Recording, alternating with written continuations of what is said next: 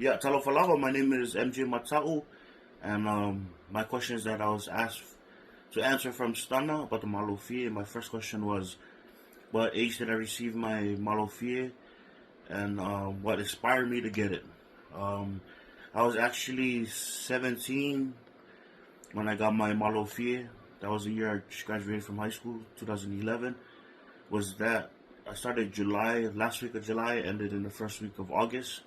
I was turning 18 that December, so um,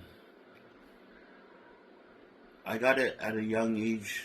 The reason why I was inspired by my grandpa, Pesa Lefau, or his chief name is Tu'u. He had it. He had the Malofie, and while he was staying with us in Hawaii, every time I seen him walk around, he always walked around with pride with the Tatau, and he always wanted us to get the Malofie. And every time he see me draw or do one of the boys' tattoo, he always told me, all these little tattoos.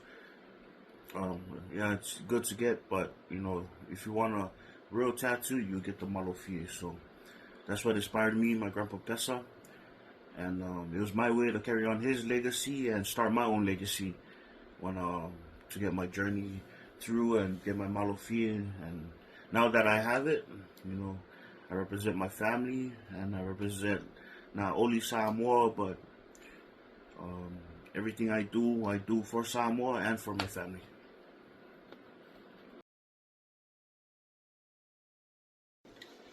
Yeah, my second question I was asked to answer was, how do you feel about other cultures wanting and getting the Malofie? Um, that's a tough question because everybody has their own answer to it. My answer to that is, if you have the gut, go get it, because not many can get it, not many can endure that pain. Um, Me, when I see people with the Malofie, Samoan or not, I give you credit, because, like I said, that pain, going through that journey, it's a tough journey that those that don't have it don't know what they're talking about, and those that have it, they know what others went through to get that Malofie. So, hey, if you have the balls to get it, hey, get it.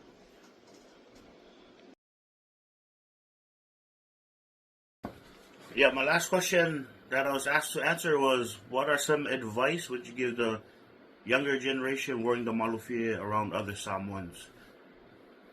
And my answer to that is, you went through that journey, you went through all that pain, now wear it with pride. Um, Usually it's always those Samoans that don't have it are the ones that's fast to talk all the time. But my thing is, and that's how it was when I got since I got God at a young age. People will question me, why, how come, you know, you're not even well educated in the Samoa, but who is? There's always one thing I learned. There's always room for improvement and always room for learning. So my my advice is, learn more about your culture, learn more about your family. There's especially with technology nowadays, they have the Falupengo books online. You can look up the Falupengo. That's what I did. I looked up. I asked my parents, what villages that we're tied to, and I make sure I memorize all the Falupengos for that village, because the Falupengo tells you the high chiefs. Tells you everything about the village, all in that Falupengo. And yeah, learning more about your own culture. I was lucky to be a finite dancer, so that kind of made me, expand my history more about the Fasamo stuff. So my advice is, hey, do you. Don't let other people, they say we're like crabs in a bucket. When you try to get up, somebody's pulling you down. And don't let that person pulling you down hold you down and, keep you down there. Always find a way to get back up. Learn more about your culture, educate yourself, and help the next generation. And that's my advice for the younger generation wearing the Malofi. Don't be ashamed of it, and wear it with pride.